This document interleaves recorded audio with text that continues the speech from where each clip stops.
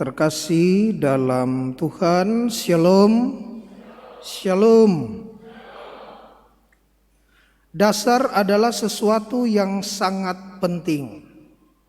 Semua hukum dan perundang-undangan negara kita keluar dan bersumber dari Undang-Undang Dasar 1945. Seorang saksi di pengadilan adalah orang-orang yang mesti memiliki dasar, entah itu di bidang keahlian maupun kedekatan dengan tersangka, keahlian dengan kasus tertentu. Seorang pekerja harus juga punya dasar untuk diterima di sebuah perusahaan atau kantor, entah itu dasar pengalaman maupun dasar pendidikan untuk fit and proper test. Bahkan bangunan juga harus punya dasar yang kokoh, entah itu fondasi maupun struktur bangunan supaya menjadi kuat. Pertanyaannya, manusia hidup atas dasar apa? Apa dasar manusia harus hidup? Jawabannya ialah manusia hidup atas dasar cinta kasih Allah. Bahwa manusia ada, hidup dan lanjut karena dasar itu. Untuk keberadaan, kehidupan dan keberlanjutan itulah maka Allah terus mengalirkan kasih-Nya kepada manusia. Bahkan ketika manusia di dalam kehidupannya bercokol dan bergumul dengan kekalutan, kecemasan, kegelisahan, kebingungan, kebimbangan, ketakutan, Allah senantiasa memberi jaminan akan dasar kasih-Nya dan penyertaan-Nya yang tidak pernah berkesudahan. Dalam Injil, Yesus berkata, "Janganlah gelisah hatimu, percayalah kepada Allah, percayalah juga kepadaku. Di rumah Bapakku ada banyak tempat tinggal." Yesus akan terus menjamin manusia supaya beroleh kehidupan, bahkan kehidupan yang kekal. Apa dasarnya? Sekali lagi, cinta kasih Allah. Dan karena cinta kasih Allah itu, maka revelasi ilahi, pewahyuan ilahi, pernyataan diri Allah di dalam Kristus sungguh terjelma dengan sabda perkataan afirmatifnya, perkataan penegasannya. Apa itu? Akulah jalan, akulah kebenaran, akulah hidup. Bahwa Yesus memang sungguh-sungguh merupakan jalan keselamatan, tak terbantahkan. Bahwa Yesus sungguh-sungguh merupakan kebenaran yang hakiki, yang sangat mendasar. Dan bahwa Yesus sesungguh-sungguhnya adalah kehidupan yang sejati, hidup abadi. Saudara-saudariku yang terkasih dalam Tuhan, ketika di Yerusalem, dalam gambaran bacaan pertama, murid-murid dan para pengikut Yesus lainnya bergumul. Bergumul tentang apa? Tentang pelayanan. Harus bagaimana? Mereka melayani altar, melayani firman, melayani janda-janda. Saya juga tidak menemukan ada pelayanan duda-duda, tidak pernah. Janda-janda kodong. Kenapa ya? Memang kita harus mengerti bahwa di kalangan orang Yahudi perempuan tidak diperhitungkan. Karena tidak diperhitungkan itu, apalagi kodong sudah janda, maka harus diperhatikan. Yang diperhatikan ini ternyata terabai, dilalaikan. Tadi bacaan pertama katakan lalu 12 rasul panggil 7 orang. Nikanor, Timon, Filipus, lalu siapa itu lagi? Mereka 7 diakon panggil untuk tugas pelayanan altar, untuk tugas pelayanan janda-janda.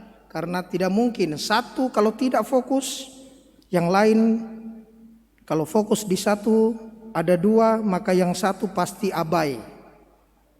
Harus dicari mereka yang hidup baik dan mereka yang penuh roh dan hikmat. Dan alhasil jemaat di Yerusalem jumlahnya makin bertambah dan para imam Yahudi menerima Yesus dan percaya. Saudara-saudari yang terkasih dalam Tuhan, apa inspirasi dari bacaan-bacaan kitab suci pada Minggu Paskah kelima ini? Pertama, bangunan rohani disusun atas dasar batu yang hidup. Gereja bukan pertama-tama bangunan fisik yang megah dan mewah, bukan. Bahwa memang gereja dibutuhkan untuk persekutuan peribadatan. Tidak mungkin umat Mamajang setiap hari berdoa di Pantai Bira. Tidak mungkin, harus ada memang tempat. Tetapi hari ini kita diingatkan bahwa dasar dari bangunan rohani adalah person to person. Adalah pribadi-pribadi kita. Adalah batu-batu yang hidup, sehingga iman personal membangun iman komunal menjadi satu bangunan rohani.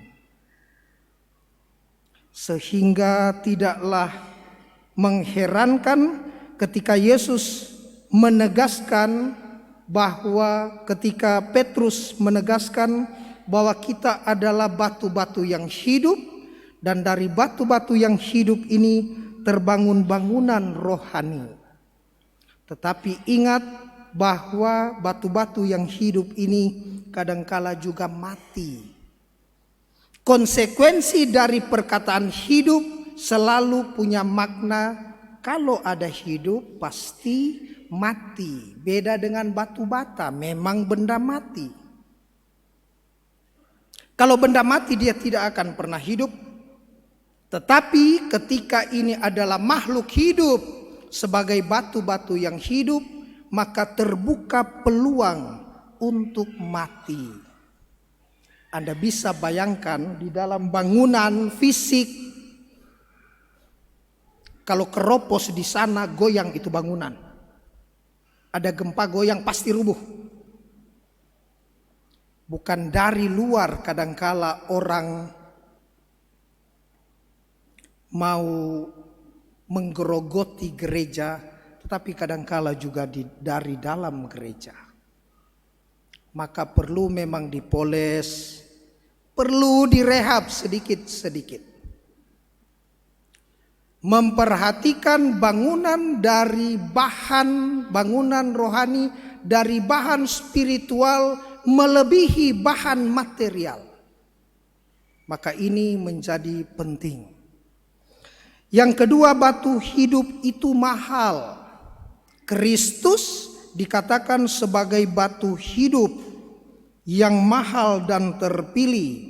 Sesungguhnya aku meletakkan di Sion sebuah batu yang terpilih, sebuah batu yang mahal. Kalau Kristus menjadi batu yang mahal, berarti bangunan struktur menjadi batu sendi dan batu-batu yang disusun di atas Kristus menjadi kekuatan yang tak tergoyangkan. Biarpun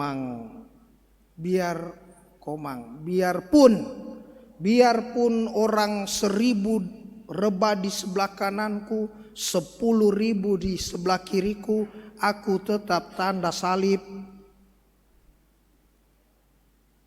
Biarpun sudah 1 juta orang punya mobil, 1 miliar teman sukses, aku tetap tanda salib.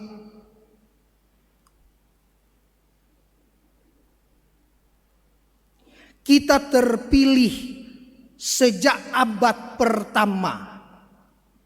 Generasi turun sampai pada abad ke-21 ini. Menjaga bangunan itu tetap kokoh dan kuat. Kadangkala menyenangkan di sana. Di sini kadangkala menjenuhkan. Begitu aja terus. Doa syukur agung lagi. Doa syukur agung lagi. Doanya Pak Agung.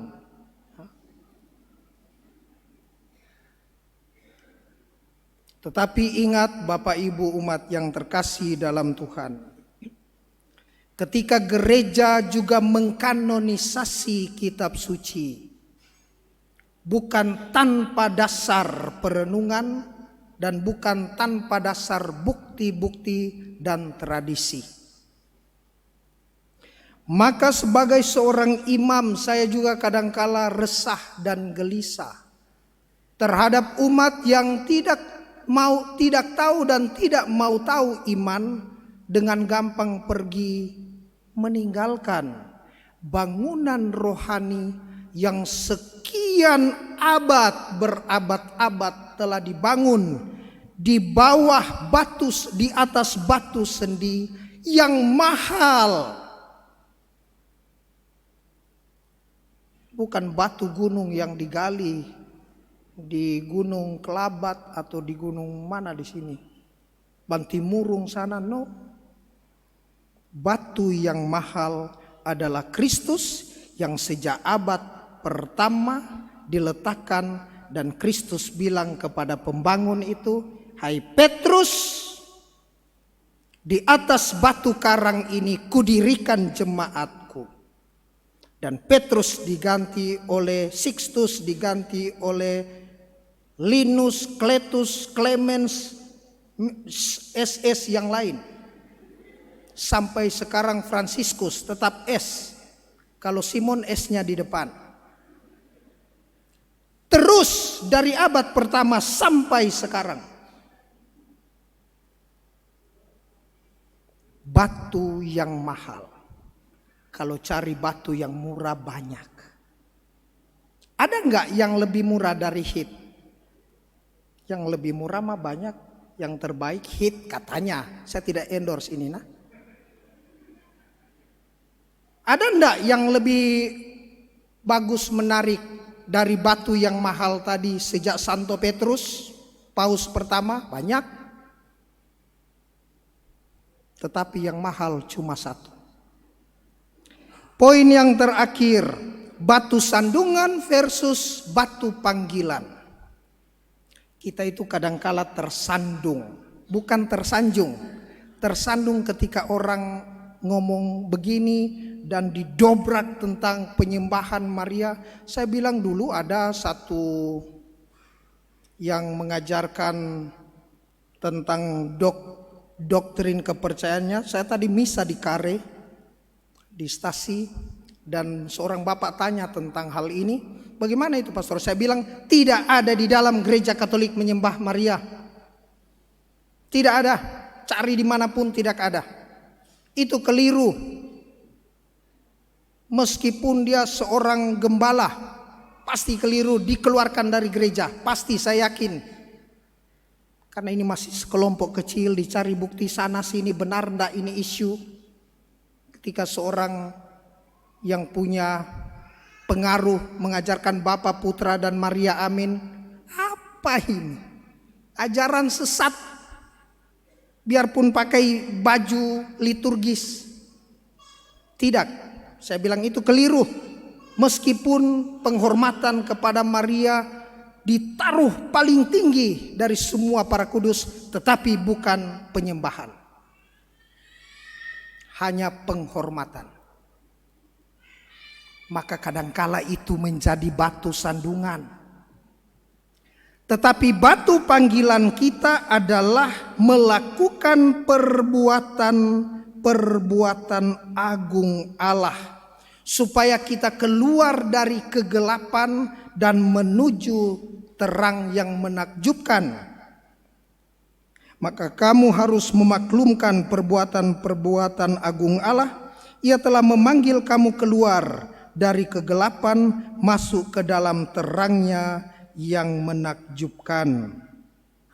Saudara-saudari yang terkasih di dalam Tuhan, kalau hari ini kita bersama-sama sebagai orang Katolik merenungkan sekali lagi perenungan berdasarkan kitab suci ini, maka kita bertanya di dalam diri kita sendiri ketika saya tersandung dengan pertanyaan-pertanyaan yang kiranya menggoyahkan bangunan rohani, menggoyahkan iman pribadi, apa yang saya lakukan? Pergi berlari meninggalkan atau pergi berlari menemukan jawaban dari apa yang kita cari? Kebanyakan orang pergi berlari meninggalkan. Tidak cocok. Ini bukan bioskop. Tidak cocok film ini, kita cari di film sana. Tidak ada di sana, cari di mall sana. Bukan. Kalau itu yang menggembirakan, kata seorang pastor, siapa yang kirim, saya sangat senang dengan video itu. Kalau Anda cari tempat yang menyenangkan, yang banyak musiknya, yang luar biasa, hanya 1 jam saja. Ada gereja di mana namanya gereja 1 jam saja. Bukan santo ini, santa ini, bukan. Gereja 1 jam saja. Saya bilang kira-kira jemaatnya ini kalau mati masuk surga, Petrus bilang sudah 1 jam kau keluar. Kenapa? 1 jam saja. Mungkin, saya tidak tahu. Saudara-saudari yang terkasih, mari kita memohon rahmat Tuhan agar supaya kita menjadi orang-orang pilihan, karena kita masing-masing menjadi batu-batu hidup untuk membangun bangunan rohani kita bersama. Semoga demikian.